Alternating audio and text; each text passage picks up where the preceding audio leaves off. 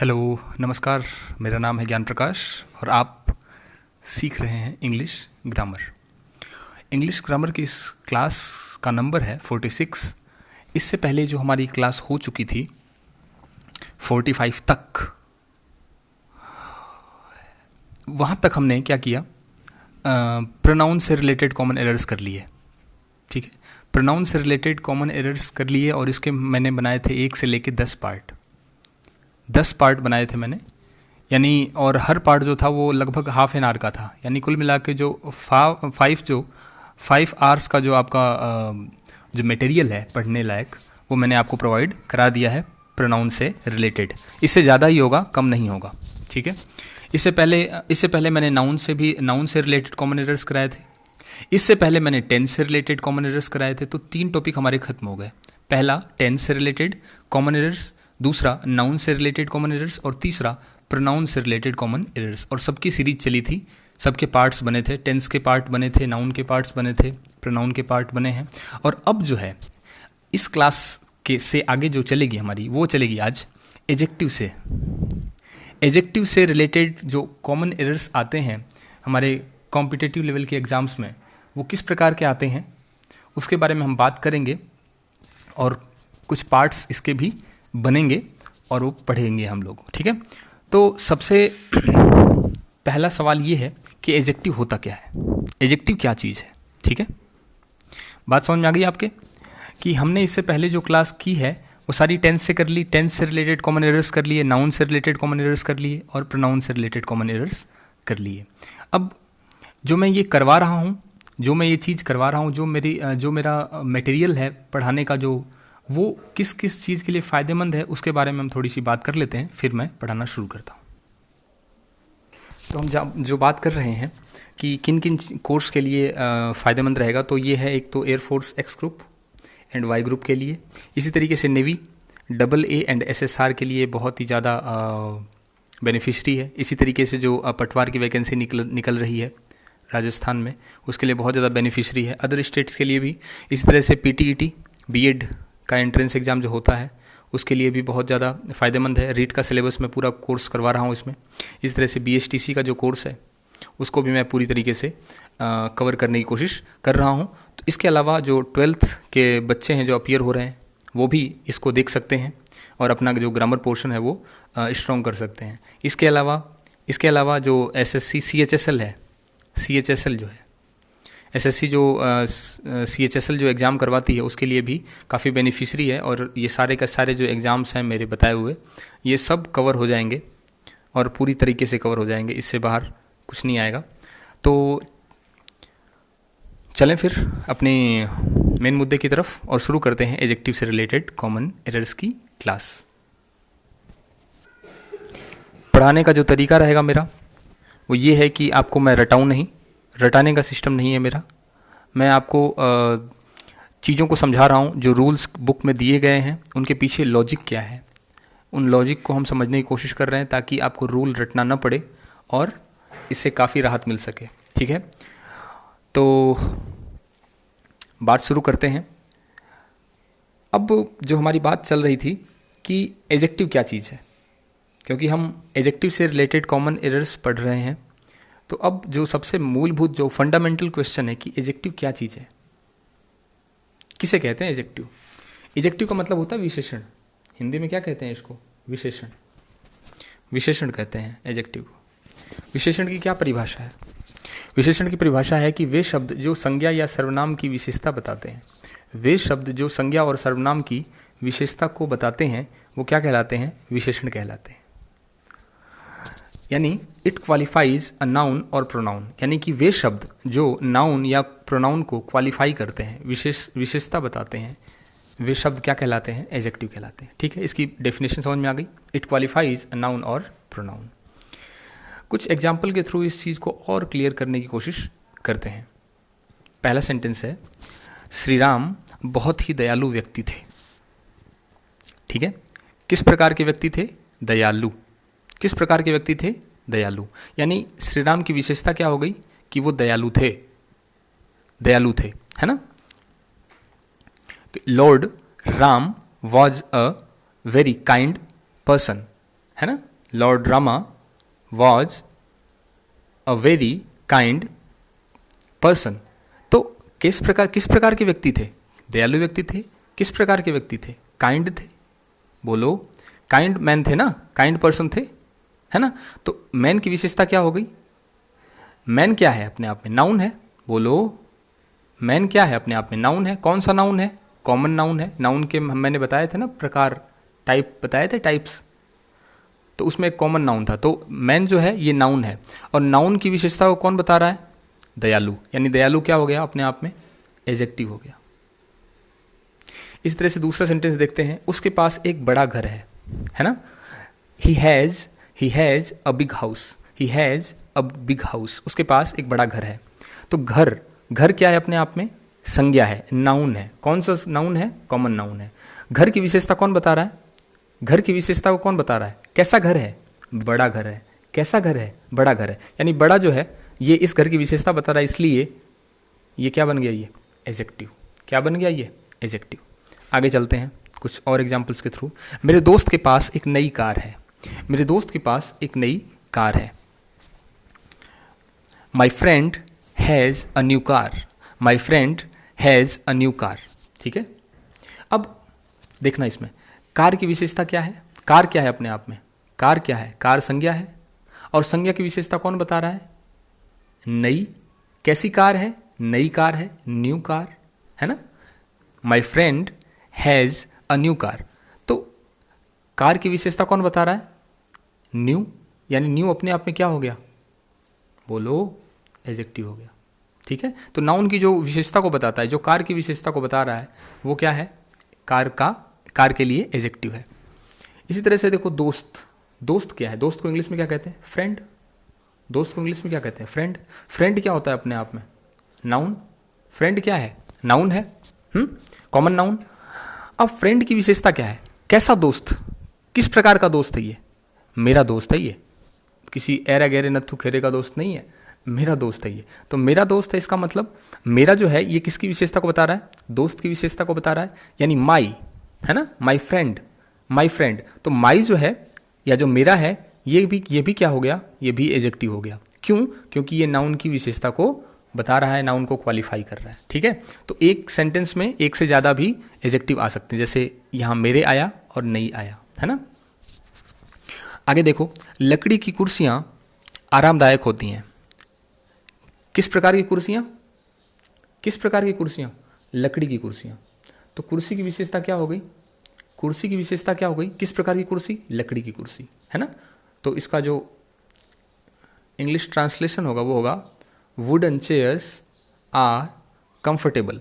Wooden chairs are comfortable. ठीक है। तो अब कुर्सियाँ हो गई, चेयर्स। चेयर्स की विशेषता कौन बता रहा है? चेयर्स कैसी, किस प्रकार की चेयर्स? लकड़ी की चेयर्स, यानी वुडन। और वुडन क्या है अपने आप में? एडजेक्टिव। क्यों? क्योंकि चेयर्स यानी नाउन, नाउन की विशेषता को कौन बता रहा है? नाउन को विशेषता को कौन बता रहा है? वुडन, है ना। लकड़ी की कुर्सियाँ, किस प्रकार की कुर्सियाँ? लकड़ी की कुर्सियाँ, यानी वुडन चेयर। तो वुडन जो है एडजेक्टिव हो गया, क्योंकि ये नाउन की विशेषता को बता रहा है। तो नाउन को क्वालिफाई करने वाले जो शब्द होते हैं वो क्या होते हैं? एडजेक्टिव होते हैं। एक सेंटेंस के थ्रू और देखते हैं। काला रंग ज़्यादा ऊष्मा सोखता है। काला रंग जो होता है, ब्लैक कलर, वो ज़्यादा ऊष्मा सोखता है। ठीक है। तो black colour absorbs more heat. Black colour absorbs more heat. तो रंग कौन सा है? किस प्रकार का रंग है? काला रंग है। किस प्रकार का रंग है? काला रंग है। तो कलर की विशेषता को कौन बता रहा है? ब्लैक बता रहा है। यानी ब्लैक अपने आप में क्या हो गया? एडजेक्टिव हो गया। बात समझ में आ रही कि नहीं आ रही? कलर क्या था? कलर नाउन है। कलर क्या है? संज्ञा है। और संज्ञा की विशेषता को कौन बता रहा है? काला बता रहा है। इसलिए काला क्या हो गया? एडजेक्टिव हो गया। तो संज्ञा की विशेषता को बताने वाले जो शब्द होते हैं या सर्वनाम की विशेषता को बताने वाले जो शब्द होते हैं वो एडजेक्टिव होते हैं। बात समझ में आ रही है आपके? ठीक है। तो यही बात थी। तो एडजेक्टिव क्या होते हैं हमने इसके बारे में बात कर ली। अब चलते हैं हम मुद्दे की तरफ। तो लेट्स बिगिन द क्लास। तो एडजेक्टिव आज का जो टॉपिक है हमारा वो है एडजेक्टिव यानी विशेषण। इससे रिलेटेड एरर्स कैसे कैसे आते हैं उसके बारे में हम अब चर्चा करेंगे। तो पहले तो ये है कि डेफिनेशन क्या है इसकी क्या है डेफिनेशन क्या है। तो डेफिनेशन क्या है इसकी, डेफिनेशन है इट क्वालिफाइज अ नाउन और प्रोनाउन, जिसके बारे में हमने बात कर ली है ना। जैसे दिस हाउस इज़ बिग, यह घर बड़ा है। तो किसकी बिग जो है ये क्या है, बिग क्या है, ये किसकी विशेषता को बता रहा है, ये घर की विशेषता को बता रहा है। बोलो घर कैसा है, घर बड़ा है, यानी घर की विशेषता को बताने वाला जो शब्द है बिग वो क्या है, एडजेक्टिव। अब बात करते हैं इसके टाइप्स पे कि एडजेक्टिव के टाइप्स क्या होते हैं। जैसे हमने जब नाउन पढ़ा था तब हमने नाउन के टाइप्स किए थे, कॉमन, प्रॉपर, मटेरियल, एब्स्ट्रैक्ट, है ना। इसी तरीके से प्रोनाउन के बारे में जब हमने पढ़ा था तो उसके भी हमने टाइप्स पढ़े थे, है ना। रेसिप्रोकल, इंडेफिनिट, डेफिनिट, पर्सनल, इस तरह के प्रोनाउन के टाइप्स पढ़े थे। और जब हम एडजेक्टिव पढ़ रहे हैं तो भी हम इसके टाइप्स पढ़ेंगे। तो एडजेक्टिव के टाइप्स क्या होते हैं, तो पहला टाइप जो होता है वो क्वालिटेटिव होता है। पहला टाइप क्या होता है, क्वालिटेटिव। क्वालिटेटिव क्या होता है, जो क्वालिटी को बताता है, जो क्वालिटी को बताता है। क्वालिटेटिव जो गुण को बताता है, किसको बताता है, जो गुण को बताता है, किसी चीज़ की गुण को बताता है। ठीक है, कैसे, जैसे नाइस कार, नाइस कार, यानी कार की विशेषता को कौन बता रहा है, नाइस, है ना। कार की क्वालिटी को बता रहा है ना, कैसी कार, नाइस कार, है ना। He is a nice guy, वो कैसा लड़का है, अच्छा लड़का है ना, नाइस। इस तरह से जो कि ओपिनियन बताते हैं। ओपिनियन का मतलब होता है जो राय, जो हम किसी के बारे में अपनी राय रखते हैं या सोच रखते हैं उसको हम ओपिनियन बोलते हैं। ठीक है, हम किसी के बारे में जो राय रखते हैं उसको हम क्या बोलते हैं, ओपिनियन बोलते हैं। तो जो ओपिनियन बताने वाले शब्द हैं, है ना, जैसे नाइस हो गया, अगली हो गया, है ना, beautiful girl, good boy, good है, बैड है ना, फैट वह मोटा लड़का है, थिन पतला। तो ये जो हम किसी के बारे में हम अपनी सोच रखते हैं कि वो यदि सुंदर है तो ब्यूटीफुल, यदि खराब है तो अगली, अच्छा है तो नाइस, गुड, खराब है तो बैड कह सकते हैं, मोटा है तो फैट कह सकते हैं, पतला है तो थिन कह सकते हैं। तो ये जो हमारा ओपिनियन होता है, ओपिनियन से रिलेटेड जितने भी वर्ड्स होते हैं सारे क्या होते हैं, क्वालिटेटिव एडजेक्टिव होते हैं। इसी तरीके से साइज बताने वाले जो शब्द होते हैं, साइज बताने वाले जो शब्द कैसे, जैसे बिग है, स्मॉल है, शॉर्ट, लॉन्ग, है ना। तो जो साइज को बताते हैं, जो कि आकार को बताने वाले शब्द हैं, वो भी किसके कैटेगरी के अंतर्गत आते हैं, क्वालिटेटिव एडजेक्टिव के अंतर्गत आते हैं। इसी तरीके से एज बताने वाले या जो उम्र को बताते हैं, ठीक है, जो उम्र को बताते हैं वे शब्द भी, जैसे न्यू, नया, ओल्ड, पुराना, इस प्रकार के जो शब्द हैं वो भी किस कैटेगरी के अंतर्गत आते हैं, क्वालिटेटिव एडजेक्टिव के अंडर में आते हैं। इसी तरीके से शेप बताने वाले शब्द, शेप बताने वाले शब्द, शेप का मतलब होता है आकार बताने वाले, यानी कि जो किसी वस्तु का आकार बताते हैं उन शब्दों को भी हम क्वालिटेटिव एडजेक्टिव के अंडर में रखते हैं। जैसे सर्कुलर, सर्कुलर का मतलब होता है गोलाकार, कोई चीज़ गोलाकार होती है तो हम क्या कहते हैं उसको, सर्कुलर। ठीक है, इसी तरीके से यदि कोई चीज़ शंकुकार है, कोई चीज़ क्या है, शंक्वाकार है, तो इसको हम कॉनिकल कहते हैं। क्या कहते हैं, कॉनिकल। कॉनिकल का मतलब होता है शंक्वाकार। ठीक है, इसी तरीके से कोई आयताकार चीज़ होती है ना, आयताकार, तो इसको हम बोलते हैं रेक्टेंगुलर। क्या बोलते हैं, रेक्टेंगुलर। तो ये भी तो शेप के बारे में हो गई बात। इस तरीके से कोई घन है ना, कोई घन है तो उसको हम बोलते हैं क्यूबिक। उसका जो शेप होता है उसको हम क्या बोलते हैं, क्यूबिक। इसी तरीके से यदि कोई आधा वृत्त है, पूरा वृत्त नहीं है, आधा वृत्त है, तो इसको बोलते हैं हम सेमी सर्कुलर, सेमी सर्कुलर। ठीक है, यानी अर्धवृत्त। तो इसका जो इसी तरीके से जो दीर्घ वृत्ताकार होता है, ऐसा अंडे की शेप की तरह, इसको हम ओवल कहते हैं। क्या कहते हैं, ओवल शेप। ठीक है, इसी तरीके से जो जिसकी 5 भुजा होती है, 5 भुजा वाला जो आकार होता है, इसको हम बोलते हैं पेंटागोनल। तो ये सारे के सारे जो आपको मैंने बताए हैं, ये सारे के सारे क्या हैं, शेप हैं। ये सारे के सारे शेप से रिलेटेड वर्ड्स हैं जो शेप बताते हैं किसी वस्तु की, है ना। कैसी वस्तु है, कॉनिकल है, कैसी वस्तु है, रेक्टेंगुलर है, कैसी वस्तु है, क्यूबिक। इस तरह से कैसी वस्तु है, सेमी सर्कुलर है, कैसी वस्तु है, ओवल है, पर पेंटागोनल है। तो जो शब्द किसी वस्तु के आकार को बताते हैं, शेप को बताते हैं, वो सारे के सारे शब्द किस में आते हैं? सर्कुलर में आते हैं। इस तरह से कलर बताने वाले जो शब्द होते हैं, कलर कौन से? जैसे रेड है, वाइट है, ब्लैक है, ब्राउन है ना, ग्रीन है। इस तरह के जो शब्द होते हैं जो कलर बताने वाले होते हैं, वे जो कलर बताने वाले जो शब्द होते हैं वे किस कैटेगरी के अंतर्गत आते हैं? वो भी क्वालिटेटिव एडजेक्टिव के अंडर में आते हैं। इसी तरह से मटेरियल का मतलब होता है कोई चीज़ किससे बनी हुई है, वो बताने वाले शब्द, जैसे वुडन है, लकड़ी का, कॉटन यानी कि कोई रुई से बनी हुई कोई चीज़ है तो कॉटन है ना। यदि कोई चमड़े से बनी हुई है तो उसको हम लेदर बैग कह सकते हैं ना, जैसे लेदर बैग कह सकते हैं, लेदर बैग। तो बैग की क्वालिटी, बैग किससे बना हुआ है? लेदर से। यानी लेदर क्या है?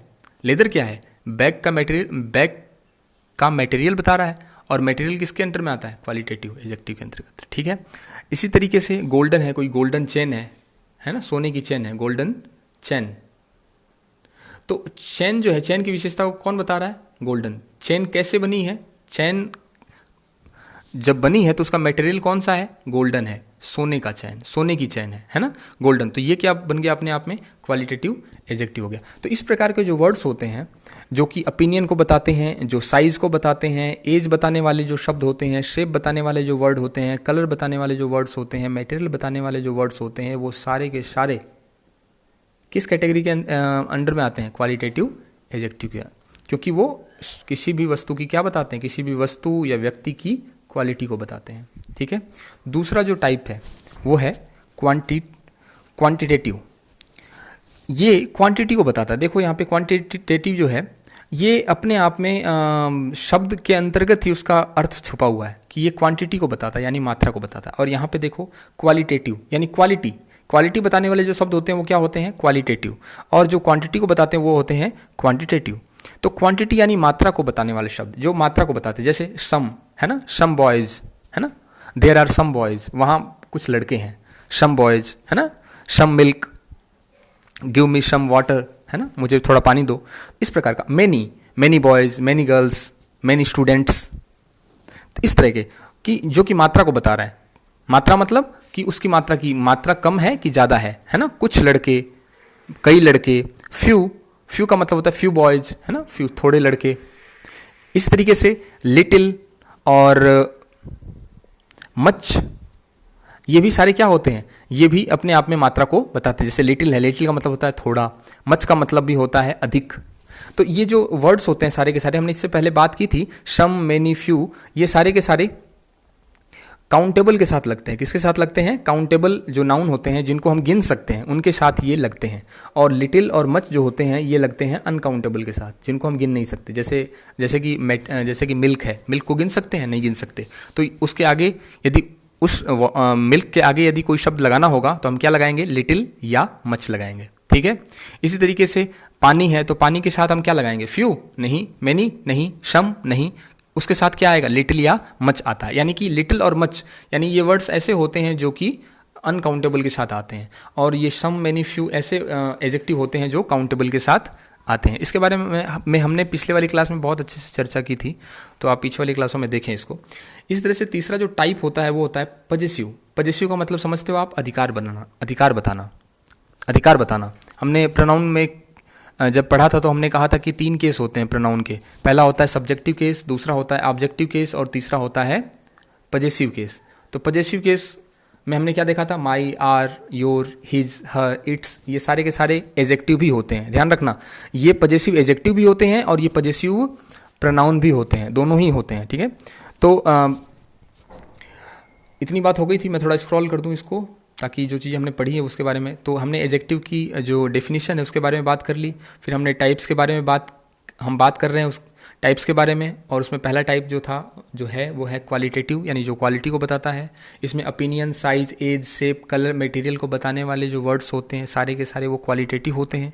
इसी तरीके से क्वांटिटेटिव जो क्वांटिटी को बताते हैं वो शब्द कौन कौन से होते हैं? सम, मेनी, फ्यू, लिटिल, मच। इसी तरीके से किसी पर अधिकार बताने वाले शब्द जैसे माई फ्रेंड्स है ना, आर नेशन, हमारा देश है ना, योर बुक, तुम्हारी किताब, हिज फ्रेंड, उसकी दोस्त, हर बुक्स, उसकी किताब है ना। तो इस तरह के जो पजेसिव अधिकार बताते हैं किसी वर्ड पे, किसी नाउन पे अधिकार बताने वाले जो शब्द होते हैं वो पजेसिव एडजेक्टिव के अंडर में आते हैं। ठीक है, तो नेक्स्ट टाइप के बारे में बात करते हैं। अब आ जाते हैं अगले टाइप की तरफ, और वो है डेमोन्स्ट्रेटिव एडजेक्टिव। डेमोन्स्ट्रेटिव एडजेक्टिव क्या होते हैं? जो इशारा करते हैं, डेमोन्स्ट्रेट करते हैं। डेमोन्स्ट्रेट का मतलब होता है इशारा करना। डेमोन्स्ट्रेट, DEMONSTRATE, डेमोन्स्ट्रेट का मतलब होता है इशारा करना, वर्ब है ये। तो डेमोन्स्ट्रेटिव एडजेक्टिव यानी कि जो इशारा करने वाले एडजेक्टिव हैं, जैसे दिस है ना, दिस बॉय, ये लड़का, यही लड़का, दैट बॉय, वो लड़का, दीज गर्ल्स, ये लड़कियां, दोज गर्ल्स, वो लड़कियां। मतलब जो इशारा करते हैं, जो पर्टिकुलर मैं कहूँ कि कौन सी लड़कियां शरारत कर रही थी, कौन सी लड़कियां क्लास में शरारत कर रही हैं, तो जो क्लास का मॉनिटर वो क्या बताएगा? These girls, sir these girls, है ना, दीज गर्ल्स आर मिसबिहेविंग। मतलब दीज गर्ल्स जो है वो पर्टिकुलर पॉइंट आउट कर रहा है कि ये लड़कियां, ठीक है। तो जो इशारा करके बात करें, दिस, दैट, दीज, दोज, ये क्या होते हैं? डेमोन्स्ट्रेटिव एडजेक्टिव होते हैं। अब ध्यान ये रखना है कि जो दिस होता है ये सिंगुलर के साथ लगता है, इसी तरह से दैट भी सिंगुलर के साथ लगता है, दीज जो है वो प्लूरल के साथ लगता है, दोज जो होता है वो प्लूरल नाउन के साथ लगता है। और एक बात और कि दिस और दीज जो होता है वो नज़दीक की चीज़ों को बताने के लिए, और दैट और दोज जो होता है वो दूर की चीज़ों को बताने के लिए काम आता है। हमने इससे पहले वाली क्लास में पढ़ चुके हैं, क्योंकि प्रोनाउन का एक टाइप भी था डेमोन्स्ट्रेटिव प्रोनाउन। ये डेमोन्स्ट्रेटिव जो है प्रोनाउन भी होता है, डेमोन्स्ट्रेटिव एडजेक्टिव भी होता है। तो इसके बारे में हमने प्रोनाउन में पढ़ लिया था, ठीक है। आगे देखते हैं फिफ्थ नंबर, और वो है न्यूमरल। न्यूमरल एडजेक्टिव का मतलब देखो, न्यूमरल मतलब नंबर, यानी कि जो संख्या या क्रमवाची शब्द जो होते हैं, जो संख्या बताने वाले शब्द होते हैं, जो या ऑर्डर को बताने वाले शब्द होते हैं, वो सारे के सारे किस में आते हैं? न्यूमरल एडजेक्टिव में। अब ये फर्दर जो है 2 टाइप्स के होते हैं। पहला होता है कार्डिनल। कार्डिनल क्या होता है? जो कि संख्यावाची शब्द, संख्या को बताता है। जो संख्यावाची जो विशेषण होते हैं ये क्या बताते हैं? संख्या को बताते हैं। जैसे गिनती है 1 2 3 4 5 6 7 8 9 10, है ना। इस तरह के शब्द जो होते हैं वो कौन से होते हैं? कार्डिनल एडजेक्टिव होते हैं। इस तरीके से ऑर्डिनल क्या होते हैं? ऑर्डिनल्स क्या होते हैं? जो ऑर्डर को बताते हैं। ऑर्डर को बताने वाले शब्द कैसे? जैसे फर्स्ट, कोई रेस हुई और उसमें फर्स्ट आया, कोई सेकंड आया, है ना, कोई लास्ट आया, है ना, कोई सेकंड लास्ट आया। तो इस तरह के जो वर्ड्स होते हैं वो कौन से होते हैं? ऑर्डिनल होते हैं, ठीक है। तो न्यूमरल के 2 टाइप्स हो गए, समझ में आ गई बात। एक तो संख्यावाची होते हैं और एक होते हैं ऑर्डर वाले, कार्डिनल्स एंड ऑर्डिनल्स। अगला जो टाइप है वो 6 नंबर, वो है प्रॉपर एडजेक्टिव। अब नाम से पता चल रहा है प्रॉपर एडजेक्टिव। प्रॉपर का नाम आपने कहाँ और पढ़ा था? इसके अलावा प्रॉपर का नाम आपने कहाँ पढ़ा था? प्रॉपर का नाम आपने पढ़ा था नाउन में, प्रॉपर नाउन में। प्रॉपर जो शब्द है, ये शब्द इससे पहले आपको कहाँ मैंने पढ़ाया है? मैंने जब नाउन के टाइप्स पढ़ाए थे तो उसमें एक प्रॉपर नाउन आया था, है ना। बस वही बात है। तो जो एडजेक्टिव प्रॉपर से बने होते, प्रॉपर का मतलब होता है व्यक्तिवाचक। प्रॉपर का मतलब होता है व्यक्तिवाचक, ठीक है, व्यक्तिवाचक संज्ञा। तो जो प्रॉपर होता है, जो प्रॉपर नाउन से मिलके जो एडजेक्टिव बनता है, ध्यान से समझना, प्रॉपर नाउन से बने एडजेक्टिव, प्रॉपर नाउन से बने जो एडजेक्टिव होते हैं वो किस कैटेगरी में आते हैं? किस कैटेगरी में आते हैं? प्रॉपर एडजेक्टिव में आते हैं। अब बताता हूं आपको कैसे देखता हूं। पहला इटालियन है ना, इटालियन। अब इटालियन जो है, इसमें इटली जो है ये क्या है? प्रॉपर नाउन है। इटली से क्या बना है? इटालियन। इटली से क्या बना है? इटालियन, है ना। समझ में आई बात कि नहीं आई? ये प्रॉपर एडजेक्टिव क्यों है? क्योंकि ये प्रॉपर नाउन से मिलकर बना है। प्रॉपर एडजेक्टिव क्यों है? क्योंकि प्रॉपर नाउन से मिलकर बना। ये इटली क्या है? ये प्रॉपर नाउन है। और इसी से जो है डिराइव हुआ है क्या? इटालियन। इसी तरीके से जो जर्मन है वो किससे बना है? जर्मनी से बना है। जर्मनी से जर्मन बना है। ठीक है। इस तरह से जो गांधी है, गांधी क्या है अपने आप में, प्रॉपर नाउन है ना, महात्मा गांधी किसी व्यक्ति का नाम है और इससे ही एजेक्टिव बना है, प्रॉपर एजेक्टिव, इसका नाम है गांधीयन। ठीक है। अब तो जो प्रॉपर नाउन से मिलके जो एजेक्टिव बनते हैं, जो प्रॉपर नाउन से डिराइव होके जो एजेक्टिव बनते हैं, उनको हम प्रॉपर एजेक्टिव कहते हैं। अब जैसे इटालियन है, ठीक है, तो इटालियन, तो इसका एक वर्ड है कि इटालियन पीपल स्पीक्स इटालियन। एक मिनट, अब देखो,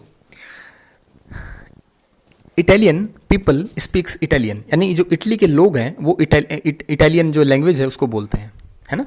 इटालियन पीपल स्पीक्स इटालियन, तो जो इटालियन है ये पीपल की विशेषता को बता रहा है। कौन से लोग, कौन से लोग, इटली के लोग, कौन से लोग, इटली के लोग। तो इटली, इटालियन जो है ये अपने आप में क्या है, एजेक्टिव है। कौन सा एजेक्टिव है, कौन सा एजेक्टिव है, ये है प्रॉपर एजेक्टिव। क्यों, क्योंकि ये इटली से मिलके बना है और इटली अपने आप में क्या है, इटली अपने आप में क्या है, इटली अपने आप में प्रॉपर नाउन है।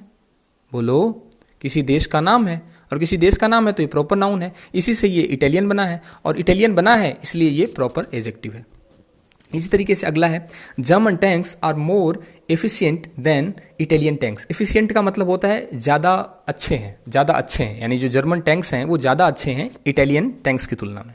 ठीक है, जर्मन टैंक्स ज़्यादा अच्छे हैं, मोर एफिशिएंट देन इटालियन टैंक्स। कौन से टैंक्स, कौन से टैंक्स, तो जवाब क्या मिलेगा, जर्मन के, यानी जर्मनी के जो टैंक्स हैं, जर्मनी के जो बने हुए टैंक्स हैं, है ना। तो जर्मन क्या हो गया, एजेक्टिव हो गया। क्यों, क्योंकि ये टैंक्स की विशेषता को बता रहा है। किस, कौन से टैंक, जर्मन के टैंक, है ना। तो ये जर्मन जो है एजेक्टिव हो गया। कौन सा एजेक्टिव है, प्रॉपर एजेक्टिव है। क्यों सरकार, क्योंकि ये जो जर्मन जो बना है, ये शब्द जर्मन जो बना है ये जर्मनी से मिलके बना है, ये जर्मनी, और जर्मनी क्या है, प्रॉपर नाउन है। तो जर्मनी से जो शब्द जो बना है वो है जर्मन और इसलिए ये क्या है, किस प्रकार का एजेक्टिव है, प्रॉपर एजेक्टिव है। ठीक है। इसी तरीके से अगला सेंटेंस, अगला एग्जांपल देखते हैं। We should follow Gandhian philosophy, we should follow Gandhian philosophy. हमें गांधी जी की जो, गांधी जी का जो दर्शन है जो नॉन वायलेंस वाला है ना, अहिंसा वाला और सत्य वाला, सत्य अहिंसा वाला, वो उसको फॉलो करना चाहिए। इसका अर्थ ये है। तो किसकी फिलोसफी, किसकी फिलोसफी, तो जवाब मिलेगा गांधी जी की फिलोसफी। गांधीयन, जो गांधीयन है ये अपने आप में क्या है, एजेक्टिव है। तो अगला सवाल आता है कि ये कौन सा एजेक्टिव है, कौन सा एजेक्टिव है, तो ये है प्रॉपर एजेक्टिव। तो क्वेश्चन उठता है कि प्रॉपर एजेक्टिव क्यों है, क्यों, क्योंकि ये गांधी से मिलके बना है। गांधीयन किससे मिलके बना है, गांधी से, और गांधी अपने आप में क्या है, प्रॉपर नाउन है और इसीलिए इससे बनने वाला जो एजेक्टिव होगा वो किस प्रकार का एजेक्टिव होगा, प्रॉपर एजेक्टिव। इसलिए इसका नाम जो है प्रॉपर एजेक्टिव पड़ा, इसीलिए इसका नाम क्या पड़ा, प्रॉपर एजेक्टिव पड़ा, क्योंकि ये प्रॉपर नाउन से मिलके बना होता है। ठीक है, चलें फिर आगे, चलें अगली स्लाइड की तरफ चलते हैं। मैं इसको स्क्रॉल कर देता हूँ, मैं इसको स्क्रॉल कर देता हूँ कि हमने कौन कौन से और पढ़ लिए जो एजेक्टिव के जो टाइप्स थे। पहला डेमोन्स्ट्रेटिव, जो इशारा करते हैं, दिस दैट दीज दोज। इसी तरह से न्यूमरल एजेक्टिव जो दो टाइप्स के होते हैं, कार्डिनल्स एंड ऑर्डिनल्स। इसी तरीके से फिर होते हैं प्रॉपर नाउन से बनने वाले प्रॉपर एजेक्टिव। ठीक है, अब ये जो अगले जो 1, 2, 3 और 4 ये 4 सेंटेंसेज हैं वो मैं आपके नाम समर्पित करता हूँ। वीडियो को पॉज करना है और आपको आइडेंटिफाई करना है। क्या करना है, आइडेंटिफाई करना है। क्या आइडेंटिफाई करना है कि एजेक्टिव का कौन सा टाइप है। यानी जो नीचे के 4 सेंटेंसेज आपको मैंने बताए हैं, 1, 2, 3 और 4, इन चारों सेंटेंसेज में आपको एजेक्टिव का प्रकार पता लगाना है। पहले तो आपको एजेक्टिव पहचानना है, आइडेंटिफाई करना है कि एजेक्टिव कहाँ है इस सेंटेंस में, और फिर पहचान के फिर उसका टाइप भी बताना है आपको। तो वीडियो को पॉज कीजिए, टेक योर टाइम प्लीज।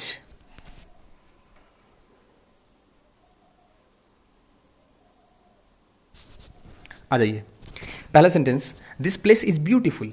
यह जो जगह है वो बहुत ही सुंदर है। यानी जगह की विशेषता को कौन बता रहा है, जगह की विशेषता को कौन बता रहा है, ब्यूटीफुल, सुंदर। जगह की विशेषता कौन बता रहा है, ब्यूटीफुल, सुंदर। तो ब्यूटीफुल क्या हो गया, ब्यूटीफुल क्या हो गया अपने आप में, क्वालिटेटिव एजेक्टिव हो गया। बोलो, क्वालिटेटिव एजेक्टिव हो गया, यानी क्वालिटी बता रहा है।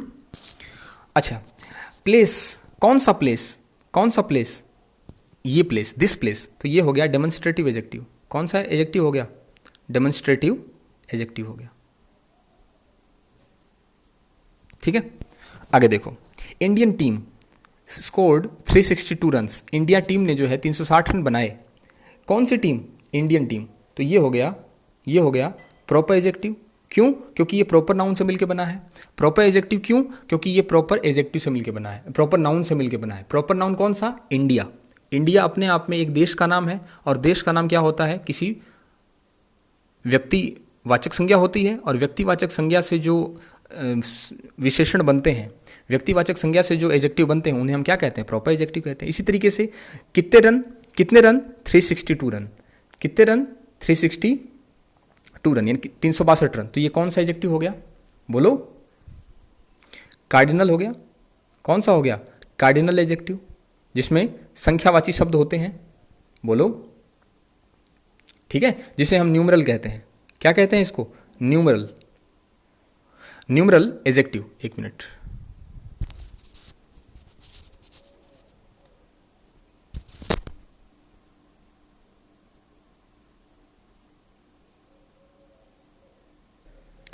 तो आ जाइए बात कर लेते हैं। This place is beautiful. यह जो जगह है बहुत सुंदर है। जगह कैसी है? जगह कैसी है? जगह सुंदर है ना? तो इस प्लेस की विशेषता को कौन बता रहा है? प्लेस की विशेषता को कौन बता रहा है? ब्यूटीफुल। ब्यूटीफुल, और ब्यूटीफुल क्या है? प्लेस की विशेषता बता रहा है ना? तो ये कौन सा हो गया? क्वालिटेटिव एजेक्टिव हो गया। ब्यूटीफुल क्या हो गया? क्वालिटेटिव एजेक्टिव हो गया। इसी तरीके से दिस, कौन सा प्लेस? दिस प्लेस, कौन सा प्लेस? कौन सी जगह? यह जगह, ये वाली जगह, जहां तू बैठा है ना, जहां बैठे हो ना तुम, वो वाली जगह। तो दिस प्लेस, तो दिस प्लेस का मतलब है प्लेस की विशेषता को बता रहा है दिस, तो ये कौन सा हो गया? डेमोन्स्ट्रेटिव एजेक्टिव हो गया। कौन सा हो गया? Demonstrative adjective. बात समझ में आ रही कि नहीं आ रही? तो यहाँ पे दो एजेक्टिव हैं, दिस और ब्यूटीफुल। ब्यूटीफुल तो है क्वालिटेटिव, और दिस जो है वो डेमोन्स्ट्रेटिव है। अगला, Indian team scored 362 runs. Indian team scored 362 runs. तो पहला ये है कि कौन सी टीम? Indian team. तो इंडियन टीम क्या हो गई? प्रॉपर एजेक्टिव हो गई। प्रॉपर एजेक्टिव क्यों हुई? क्योंकि ये प्रॉपर नाउन से मिलके बनी है। इंडियन जो है ये इंडिया से बना है। इंडियन जो है वो इंडिया से बना है, और इंडिया क्या है? प्रॉपर नाउन है। तो प्रॉपर नाउन से जो एजेक्टिव बनता है वो कौन सा कहलाता है? Proper adjective. इस तरीके से इंडिया टीम ने 362 रन बनाए। कितने रन बनाए? 362 रन। 362 क्या हो गया? 362 क्या हो गया?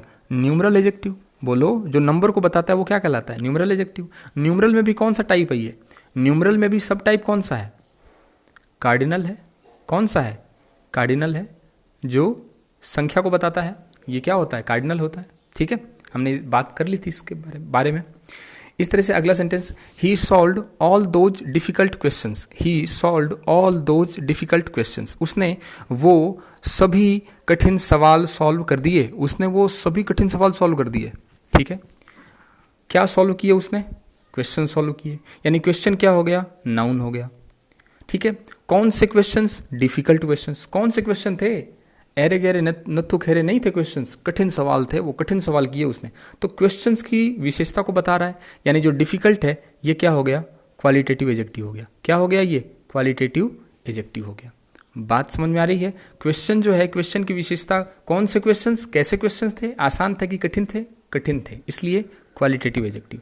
क्वालिटेटिव यानी कि ओपिनियन बता रहा है। ये क्या बता रहा है? ओपिनियन बता रहा है, यानी कि विचार बता रहा है, उसके बारे में राय बता रहा है कि कैसे क्वेश्चंस थे? कठिन क्वेश्चंस थे, डिफिकल्ट थे। इस तरीके से दोज क्या कर रहा है यहाँ पे? दोज भी क्वेश्चन की विशेषता बता रहा है। कैसे? अरे कौन से क्वेश्चन? वो क्वेश्चन। कौन से क्वेश्चन? वो क्वेश्चन। कौन से? जो सर ने दिए थे, जो सर ने दिए थे कल, जो मैथ्स वाले सर थे, उन्होंने जो क्वेश्चंस दिए थे वो वाले क्वेश्चंस उसने सॉल्व कर दिए। कौन से क्वेश्चन? वो क्वेश्चन। तो वो क्वेश्चन का मतलब है उस क्वेश्चन को क्वालिफाई कर रहा है, इसलिए ये भी क्या हो गया?